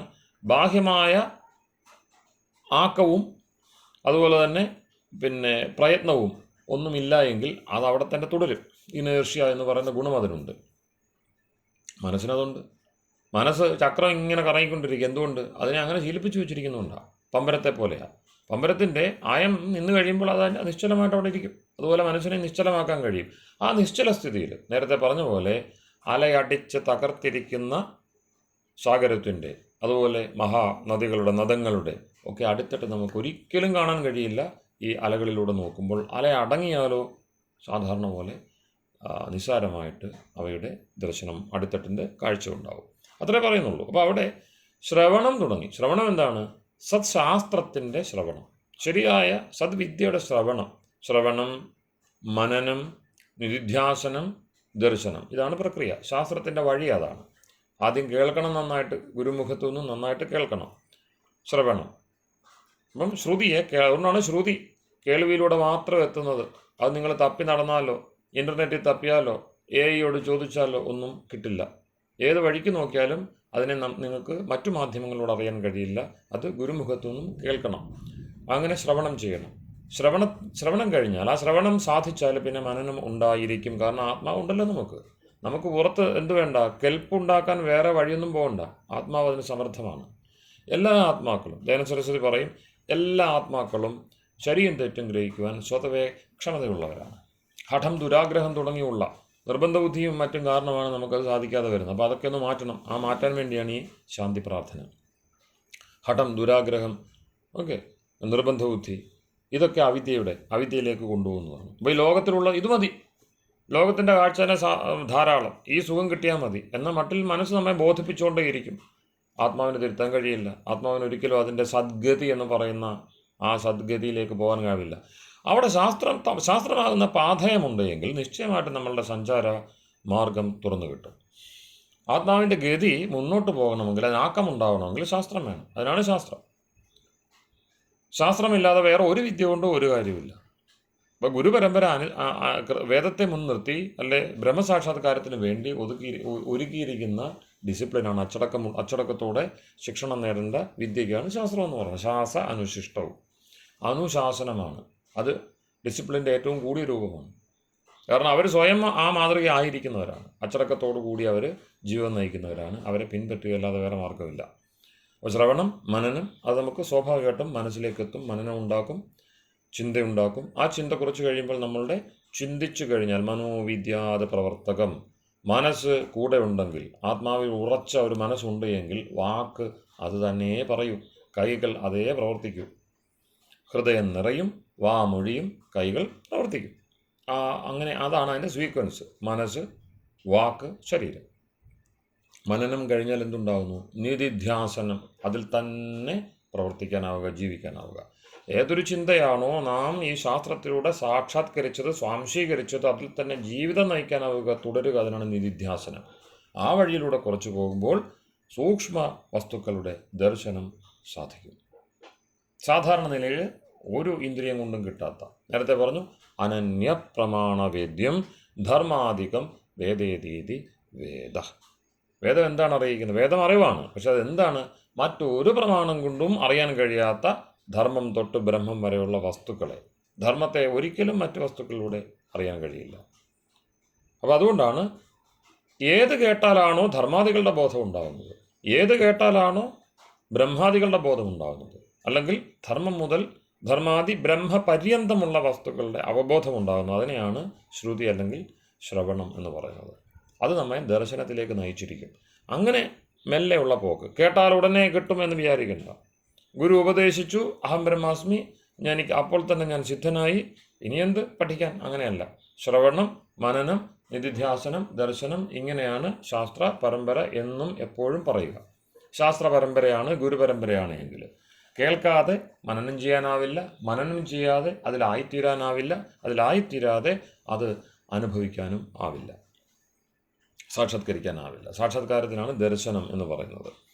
അപ്പോൾ മറ്റെല്ലാ വിഷയവും നീങ്ങിയിട്ട് ഈ വിഷയങ്ങളിൽ പരിഭാഗമുണ്ടാവണം, മനസ്സിനെ പിടിച്ചു നിർത്തുവാനാവണം. അതിനുവേണ്ടിയുള്ള പ്രാർത്ഥനയാണ്, അതിൽ ശമത്തിലാണത് ആരംഭിക്കുന്നത്. അപ്പോൾ അവിടെ 4 വേദത്തിനെയും ശാന്തിപാഠത്തിൻ്റെ ആവശ്യകത, പ്രാധാന്യം, അത് എന്തിനാണ്, അതിൻ്റെ എന്ത് വിഷയമാണ് അത് അവതരിപ്പിക്കുന്നത്, അത് പറഞ്ഞു ഞാൻ. ഇനി അടുത്ത അതിൻ്റെ അനുബന്ധമായ ചോദ്യമുള്ളത് അതിൻ്റെ വിവിധത, അതെന്തുകൊണ്ടാണ് പലതായിട്ടിരിക്കുന്നത്. അത് മുഖ്യമായിട്ട് 4 വേദങ്ങളുടെ ഭാഗമായിട്ടാണ്. നേരത്തെ പറഞ്ഞ പോലെ ജ്ഞാനം, കർമ്മം, ഉപാസന, വിജ്ഞാനം, ഇങ്ങനെ 4 വിഷയങ്ങളാണ് 4 വേദങ്ങൾക്ക് നിമിത്തമാകുന്നത്. 4 വിഷയങ്ങൾ ഉള്ളതുകൊണ്ടാണ് 4 വേദങ്ങൾ അനിവാര്യമാകുന്നത്. അത് നമ്മൾ നേരത്തെ സൂചിപ്പിച്ചിട്ടുണ്ട്, ആവശ്യമെങ്കിൽ പിന്നീട് പറയാം. അപ്പോൾ അവിടെ ഈ ആകെപ്പാടം നമുക്ക് കുറേ എന്താണ് പറയുന്നത്, ശാന്തി പാഠങ്ങളുണ്ട്. പ്രസിദ്ധമായത് സഹനാവവതു, അത് കഠം, ശ്വേതാശ്വതരം തുടങ്ങിയുള്ള തൈത്രീയ ശാഖയിലുള്ള കൃഷ്ണയജുർവേദീയങ്ങളായിട്ടുള്ള ഉപനിഷത്തുക്കളുടെ ഭാഗമാണ്.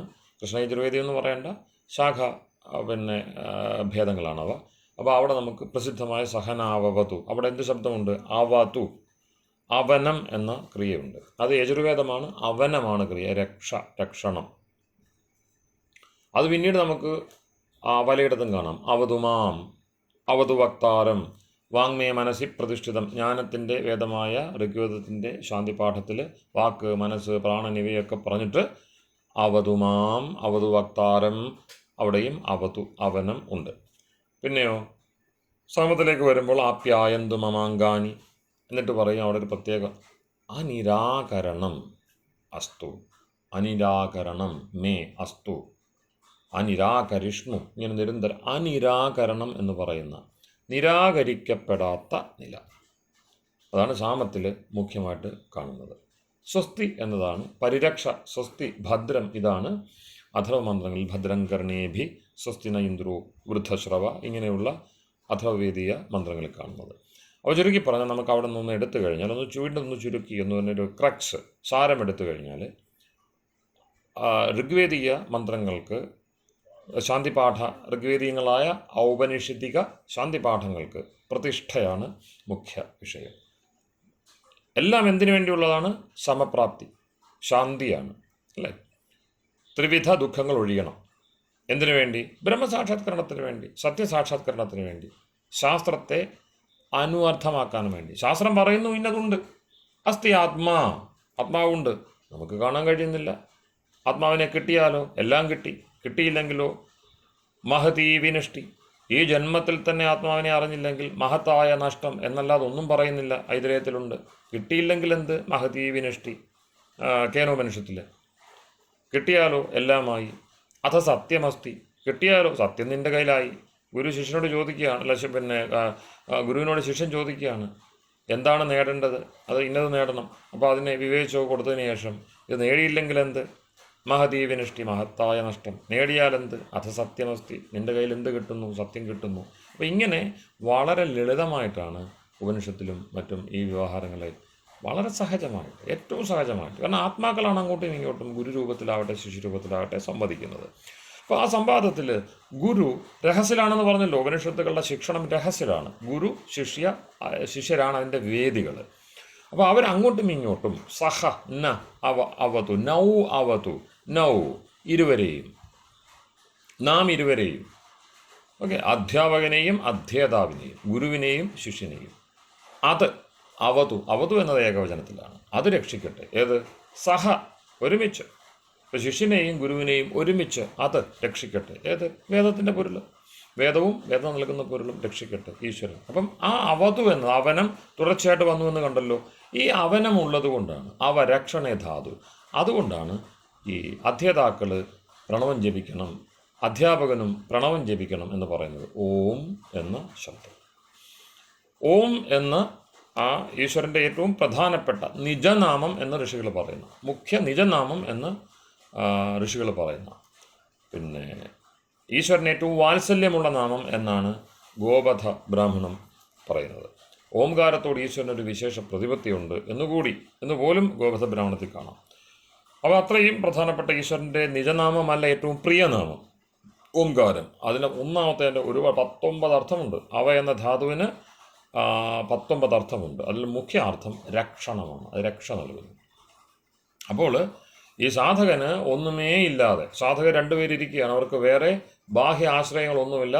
സാധാരണ മനുഷ്യർ ആശ്രയിക്കുന്ന ഒരു വിഷയം അവരുടെ മുമ്പിലില്ല. അതിനെല്ലാം കൈവിട്ട് ചിതാകാശസ്ഥിതരായിട്ട്, ചിതംബരധാരികളായിട്ട് അങ്ങനെ ഇരിക്കുമ്പോൾ നോക്ക്, ഒരു ആലംബനവുമില്ല. ജ്ഞാനമല്ലാത്ത വേറെ ഒരാലംബനവുമില്ലാത്ത അത്രയും ഏകാഗ്രമായ നിലയിലിരിക്കുമ്പോഴേ ഗുരുവിന് ശിഷ്യന് വേണ്ട ശാസ്ത്രബോധം നൽകുവാനാവുകയുള്ളൂ. പ്രതിബോധവിദിതം മതം എന്ന് പറയും.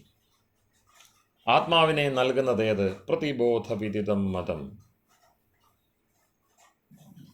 ഓക്കെ, ആത്മാനം അമൃതത്വം ഹി വിന്ദതേ, ആത്മന വിന്ദതേ അമൃതം എന്നൊക്കെ പറയും. നേരത്തെ ഭയരഹിതമായ സ്ഥിതിയിലേക്ക് ആത്മാവ് നീങ്ങുന്നു, എല്ലാ ഭയവും വിട്ടുപോകുന്നു ആ ചിതാകാശസ്ഥിതരായ ഗുരുശിഷ്യന്മാരുടെ വ്യവഹാരത്തിലൂടെ. അപ്പോൾ അവർക്ക് അവിടെ എന്താണ് ആദ്യം ഗുരു നൽകുന്നത്? പ്രതിഷ്ഠ.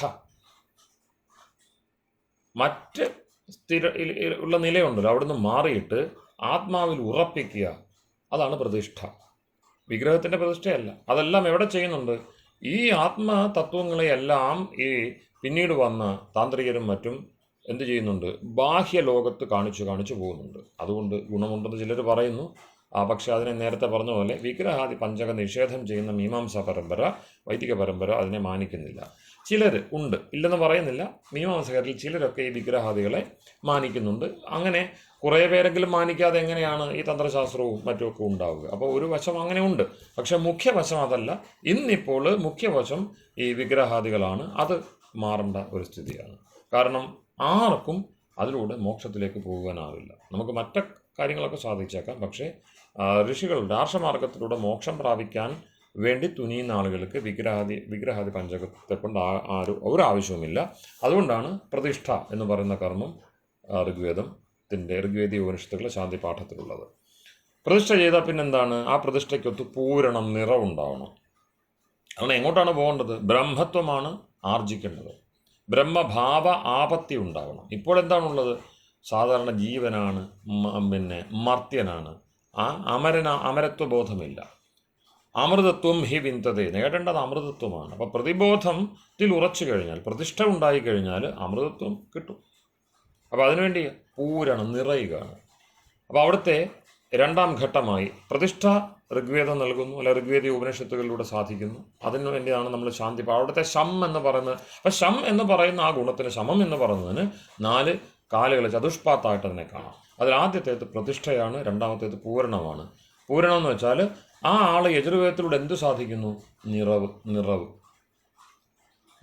ബ്രഹ്മഭാവ ആപത്തി, താൻ എന്തായിരുന്നോ അത് മാറിയിട്ട് ബ്രഹ്മപ്രാപ്തിക്ക് വേണ്ടിയുള്ള പൂരണം ചെയ്തുകൊണ്ടിരിക്കുന്നു. അതുകൊണ്ട് അവന് പുരുഷനാണ്. ഏറ്റവും പ്രധാനപ്പെട്ട യജുർവേദികൾ ചൊല്ലുന്ന മന്ത്രം പുരുഷ സൂക്തമാകുന്നതുകൊണ്ടാണ്. എന്തുകൊണ്ട്? പൂരയതീതി പുരുഷ, പൂരണം ചെയ്യുന്നതുകൊണ്ട് പുരുഷൻ. അപ്പോൾ പൂരണമാണ് അവിടുത്തെ മുഖ്യ കർമ്മം. അത് കഴിഞ്ഞോ? ഈ പൂരണമൊക്കെ എത്തിക്കഴിയുമ്പോൾ നിറവുണ്ടായോ? പരസ്പരം സമമായോ? സാന്ത്വപ്രയോഗേ, സാമത്തിൻ്റെ ഊഴമായി. സാന്ത്വപ്രയോഗേ, സാന്ത്വനം, പരസ്പരമുള്ള താങ്ങ്, സാഹായം, സാന്ത്വനപ്പെടുത്തുക വാക്കുകൊണ്ടും മറ്റും. അതാണ് സാന്ത്വനം. ആ സാന്ത്വനം എന്താണ് ചെയ്യുന്നത്? ഞാൻ മറ്റൊരാളെ നിരാകരിക്കുന്നില്ല, ചേർത്ത് പിടിക്കുന്നു എന്നല്ല ഈ സാന്ത്വനം കാണിക്കുന്നത്. അപ്പോൾ നിരാകരിക്കേണ്ടതായ ഒരുപാട് ദോഷങ്ങൾ, വാസനകൾ, നാം എത്രയൊക്കെ സാധന ചെയ്താലും ഒഴിഞ്ഞു പോകാത്ത അത്രയും ദുഷ്ടുകൾ അനാദിയായിട്ടുണ്ട്. അനാദി വിചിത്രാവാസന എന്ന് വ്യാസഭാഷ്യം. അപ്പോൾ അതെല്ലാം കഴിഞ്ഞിട്ട് മോക്ഷം പ്രാപിക്കുക സാധിക്കില്ല. ഞാൻ ഏറ്റവും ശുദ്ധനായതിനു ശേഷമേ മോക്ഷം നേടുകയുള്ളൂ എന്ന് ഒരാൾ വിചാരിച്ചിരുന്നാൽ മോക്ഷം കിട്ടില്ല. അപ്പോൾ കൃപാലുവായ, ദയാലുവായ ഈശ്വരൻ്റെ അനുഗ്രഹമുണ്ടാവണം, കടാക്ഷമുണ്ടാവണം. ആ കടാക്ഷം കിട്ടാതെ ഒരാൾക്കും എത്ര വലിയ അറിവുള്ളവനാണെങ്കിലും മോക്ഷത്തിലേക്ക് പോകാനാവില്ല. കാരണം വാസന എന്ന് പറയുന്നത് വലിയൊരു തടസ്സമാണ്. അതിനെ നമുക്ക് ഒഴിവാക്കാനാവില്ല. ഒരാൾക്ക് പോലും പൂർണ്ണമായും ഒഴിവാക്കാനാവില്ല. അതുകൊണ്ടാണ് അനിരാകരണം പ്രാർത്ഥിക്കുന്നത്. നിരാകരിക്കരുതേ എന്നെ എന്ന് പ്രാർത്ഥിക്കുന്നത്. അവ എല്ലാ അറിവും പൂരണവും ഒക്കെ കഴിഞ്ഞതിന് ശേഷവും സേവക ഭാവമാണ് ഉള്ളത്. കാരണം ഈശ്വരനെ അറിഞ്ഞു കഴിഞ്ഞു, എല്ലായിടത്തും നിറഞ്ഞിരിക്കുന്നു. സർവശക്തിമാനായ, സർവജ്ഞാനിയായ, സൃഷ്ടികർത്താവായ നാം ഉറങ്ങുമ്പോഴും നമ്മെ ഉണർന്നു പുലർത്തുന്ന ആ സത്തയെ അടുത്തറിഞ്ഞു കഴിയുമ്പോൾ പിന്നെ അവിടെ ഭക്തിയല്ലാതെ വേറൊന്നുമില്ല. അതാണ് ശുദ്ധ ഭക്തി എന്ന് പറയുന്നത്. ഭക്തിയും പ്രപത്തിയും, അവിടെ നമസ്കാരമല്ലാതെ വേറൊന്നുമില്ല. നമ ഉക്തിം വിധേമ. വേദത്തിലെ നമ്മൾ യജ്ഞം ചെയ്യുമ്പോൾ മന്ത്രങ്ങളുണ്ടല്ലോ, ഈശ്വരസ്തുതി, പ്രാർത്ഥന, ഉപാസന മന്ത്രങ്ങളുടെ ഒടുവിൽ എന്താണ്? അഗ്നേനയ നയിച്ചാലും എന്ന് പറഞ്ഞിട്ട് എന്താണ്? ജുഹുരാണമേന. ഇതെല്ലാം ചുറ്റി വളയുന്ന ഏനസ് എന്ന് പറഞ്ഞു. നമ്മൾ പറയത്തില്ലയോ നാട്ടുഭാഷയിൽ ഈ വാസനയ്ക്ക് ഏനക്കേടെന്നാണ് പറയുന്നത്. നിങ്ങൾ കേട്ടിട്ടുണ്ടാവും. നമ്മുടെ നാട്ടുഭാഷയിൽ ഈ വേദ തത്വങ്ങൾ അതുപോലെ നിറഞ്ഞു കിടപ്പുണ്ട്. അത് ഏനക്കേടാണെന്ന് പറയും. ഏനസ് എന്താണ്? ഈ പറഞ്ഞ വാസനാദോഷമാണ്. അത് നമ്മൾ എന്ത് ചെയ്യുന്നു? കൃത്രിമ മാർഗത്തിലൂടെ സഞ്ചരിപ്പിച്ചുകൊണ്ടേയിരിക്കുന്നു. ഒരിക്കലും മുഖ്യമായ പൊരുളിൽ ശ്രദ്ധ കിട്ടാത്തവണ്ണം നമ്മളെ വ്യതിചലിപ്പിക്കുന്നു. അപ്പോൾ ജുഹുരാണമേന്, കറക്കി ജന്മമേ ഇല്ലാതാക്കി കളയുന്ന, അർത്ഥശൂന്യമാക്കി കളയുന്ന ഏനസ്. ഓക്കെ, അത് നീക്കിത്തരുന്നു എന്നതുകൊണ്ട് നമ ഉക്തിം വിധേമ, ഞങ്ങളെല്ലാവരും ചേർന്ന് നിൻ്റെ ഉത്തമ ഭക്തിക്ക് വേണ്ടി ഞങ്ങൾ സർവസ്വവും സമർപ്പിച്ചുകൊണ്ട് നന്നായി നമസ്കാരം പറഞ്ഞുകൊള്ളാം. ഇതാണ് അവിടെ നമ്മൾ പ്രാർത്ഥിക്കുന്നത്. അവിടെ നമസ്കാരം പറഞ്ഞിരിക്കുക എന്നുള്ളതല്ലാതെ ഒന്നും ചെയ്യാനില്ല. ഈശ്വരൻ്റെ കടാക്ഷമില്ലാതെ ഉപനിഷത്ത് പറയും, കഠോപനിഷത്ത് പറയും, തേന വിവൃണുതേ തനുവും സ്വാം. ഈശ്വരൻ തനിയെ ആ ശരീരം തുറന്നു കാണിച്ച്, തൻ്റെ സ്വരൂപം തുറന്നു കാണിച്ചാൽ മാത്രമേ ഈ മുക്തന് ദർശനമുണ്ടാവുകയുള്ളൂ. താൻ അവിടെ ചെന്ന് കണ്ടുപിടിക്കാമെന്നൊക്കെ കരുതിയാൽ അങ്ങനെയൊന്നും കിട്ടുന്നതല്ല അത്. അപ്പം അനിരാകരണം പ്രാർത്ഥിക്കുകയാണ്. അത് കഴിഞ്ഞാലോ ഈശ്വരൻ സ്വീകരിച്ചു എന്ന നിലയുണ്ട്. സാന്ത്വപ്രയും, കാരണം അവിടെ ദയാലുത, പരമദയാലുത ഈശ്വരനുണ്ട്. അദ്ദേഹം ദയാവാനാണ്. അങ്ങനെ ഈശ്വര സിദ്ധി ഉണ്ടായിക്കഴിയുമ്പോൾ പിന്നെ അതുകൊണ്ട് തീർന്നു, എനിക്ക് കിട്ടിയെന്ന് പറഞ്ഞ് മാറുന്നില്ല. അവർ പുറത്തേക്ക് എത്തിയിട്ട് സ്വസ്തി ഉപദേശിക്കുന്നു. അസ്തി. അതുകൊണ്ടാണ് സ്വസ്തി ന ഇന്ദ്രോ വൃദ്ധശ്രവ എന്നിങ്ങനെ അഥർവത്തിൽ ശാന്തി പഠിക്കുന്നത്. ഭദ്രം അല്ലെങ്കിൽ സ്വസ്തി. അപ്പം താൻ ഭദ്രമായിരിക്കുന്നു, താൻ സ്വസ്തിയെ ഉപദേശിക്കുന്നു. ആ നിലയിലേക്ക് യോഗി ഉയരുന്നു, ശരിയായ ഭക്തൻ. അപ്പോൾ അങ്ങനെ വരുമ്പോൾ 4 വേദങ്ങൾ 4 തരത്തിലുള്ള ശാന്തി പാഠ പദ്ധതിയെ മുന്നോട്ട് വെക്കുന്നുണ്ട്. അതാണ് ഉപനിഷത്തുകളിൽ വ്യത്യസ്ത ശാഖാഭേദങ്ങളോടുകൂടി മന്ത്രങ്ങൾക്ക്, ശാന്തി പാഠങ്ങൾക്ക് വൈവിധ്യം വരാൻ കാരണം. ഓം.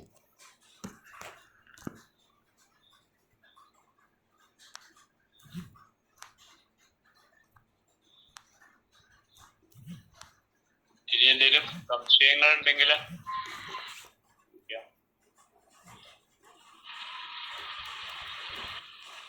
ഇത് അവിടെ ഞാൻ പറയാറുന്നത് ചുരുക്കി പറയാവുന്ന ഒരു വിഷയമല്ല എന്നതുകൊണ്ടാണ് കൂടുതൽ നമുക്ക് ക്ലാസ്സിൽ തന്നെ അത് പറയാം എന്ന് വിചാരിച്ചത്. ഈ ഒരു ചോദ്യത്തിന് ഇത്രയും വിപുലമായിട്ടുള്ള ഒരു വിശദീകരണം ഒരുപാട് നന്നായി ഗുരുജി.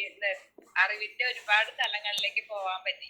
പലതും അറിയില്ലായിരുന്നു, എന്നാണ് പല കാര്യങ്ങളിലേക്ക് മനസ്സിലെത്തിയത്. ഒരുപാട് നന്ദി പറയണം. ജിജ്ഞാസ ശമിച്ചു എന്ന് വിചാരിക്കുന്നു. തീർച്ചയായിട്ടും എന്തെങ്കിലും സംശയങ്ങൾ തോന്നുമ്പോൾ ഞാൻ വീണ്ടും ചോദിക്കാം. തീർച്ചയായിട്ടും അതെല്ലാവരും അതൊരു ശീലമാക്കണം. സംശയങ്ങൾ തെറ്റിദ്ധാരണകളായി മാറുന്നതിന് മുമ്പ് നമുക്ക് ഇത്തരം വേദികളിൽ അത് ചോദിക്കുവാനാവണം. പരസ്പരം കാരണം ഇത് പറയുമ്പോഴാണ് എവിടെയോ മറഞ്ഞു കിടന്ന അറിവ് എനിക്ക് ഉണർന്നു വരുന്നത്. ഞാനിത് നമുക്ക് പഠിച്ചാൽ കിട്ടുന്നതല്ല, പുറത്ത് അറിഞ്ഞാൽ കിട്ടുന്നതല്ല. ആ ചോദ്യം വന്നതുകൊണ്ടാണ് അതിലേക്ക് മനസ്സ് പോകുന്നത്. നമ്മളൊക്കെ ആ വഴിയിലൂടെ തന്നെയാണ് വന്നിരിക്കുന്നത്. അനുബന്ധമായിട്ട് എന്തെങ്കിലും ചോദ്യമോ സംശയമോ?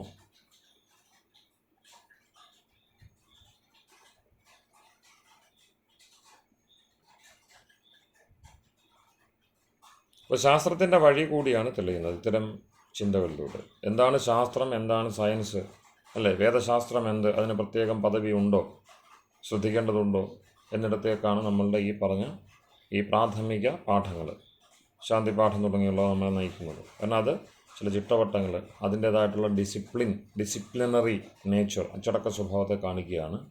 അപ്പോൾ അതൊക്കെ നമ്മൾ അനുശീലിക്കണം. ഇന്നിപ്പോൾ ചർച്ച ചെയ്ത കാര്യങ്ങളൊക്കെ ശരിയായ ശാസ്ത്ര പഠനത്തിന് അനിവാര്യമാണ്, ഒഴിച്ചുകൂടാനാവാത്തതാണ്. അത് നമ്മൾ അനുശീലിക്കേണ്ടതുണ്ട്. അപ്പോൾ മറ്റൊന്നും ഇല്ല, മറ്റു കാര്യങ്ങൾ എന്തെങ്കിലും സൂചിപ്പിക്കാനില്ലെങ്കിൽ നമുക്ക് ഇന്നത്തെ ചർച്ച നമുക്ക് സമാപിക്കാം. നമസ്തേ.